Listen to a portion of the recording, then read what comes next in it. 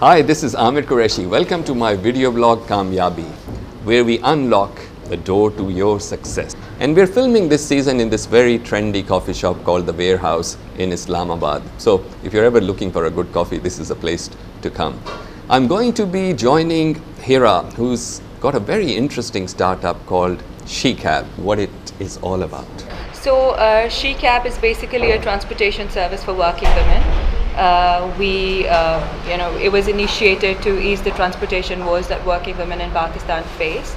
And it has a two-sided platform, much like other sharing economy-based platforms, where we connect registered riders to cab drivers from our database of trusted drivers who provide monthly shared pick and drop services to these women. Okay, so it's a little bit like Uber, but the slight difference being it's targeted and focused at women. And the drivers that you have, who are these people and how do you make sure that they are, I suppose, safe, reliable kind of drivers? So we're basically tapping into the current taxi infrastructure, which has been in place. When I conducted my market research, I had no idea, about the number of the drivers. But if you look at the details, it says that we've got about 55,000 drivers on the roads of Islamabad and Rawalpindi only. So I thought maybe tapping into the network would be a very smart move. And I'm collaborating with them, partnering with them. And right now, the main problem is that, we have to ensure the reliability and the safety. So we go through thorough background checks, we need referrals, we go through police records just to ensure that the drivers we have are on point. And why is there need for such a service? Because taxis existed already, and now we have the metro in Islamabad. So why do we need a service like this? Well, there are a lot, we can really not talk about the positivities of sharing economy. Not only do you provide sharing, but you provide the trust, you decrease the trust deficit which previously existed in the women of Pakistan. People would think a gazillion times before taking a taxi.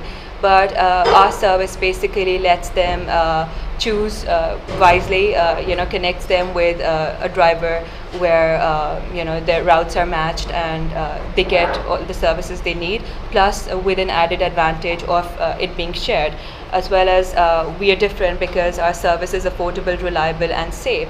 So and it's on a month-to-month basis, so it really provides all that a working woman in Pakistan would generally ask for. The car sharing model has been very successful. I mean, Zipcar was the first one to start in America, or one of the first ones, and I was just watching a TED talk by the founder of Zipcar. They've started a new venture called Buzzcar. Zipcar has obviously become huge. It's now a publicly listed company and so on.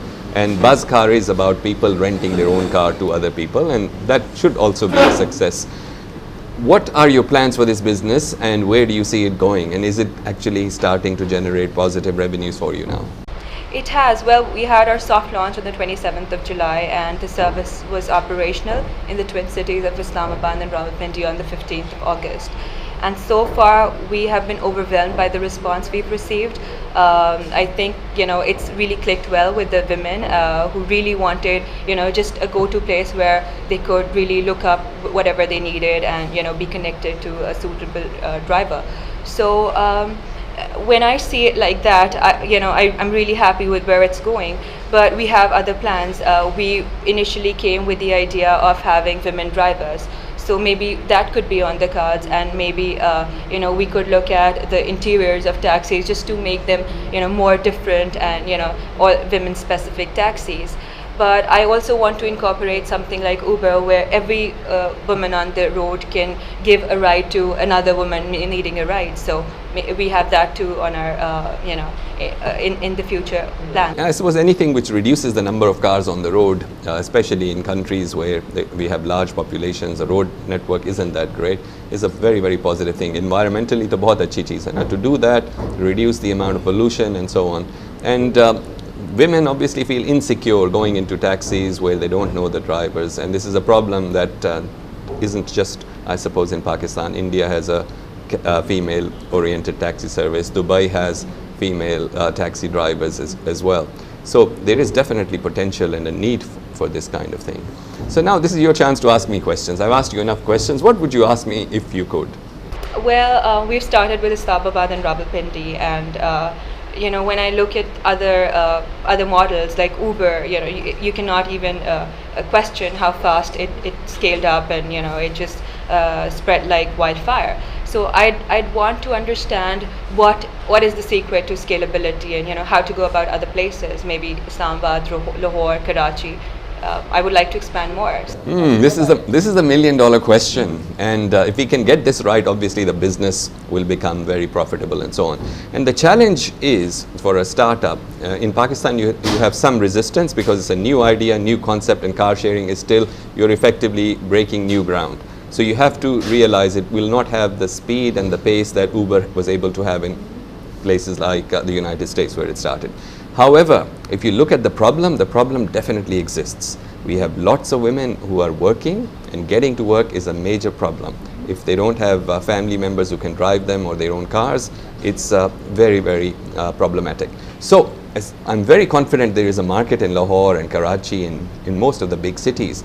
The issue is, whenever we talk about scalability, you've got to perfect the model here in Islamabad first. And this is a great place because it's a smaller place, quite manageable. If you can perfect the model in terms of making sure things run smoothly as far as drivers are concerned, and you are able to increase the number of registered users that you have, and basically iron out all the problems. As soon as you're confident that things are working very smoothly, then you should go to the next city, perhaps Lahore, because it's a big city. And then after that, when you're really confident, you could go to Karachi. But scalability is definitely an opportunity that exists for you. But the only key thing is to get the model absolutely perfected here in Islamabad first.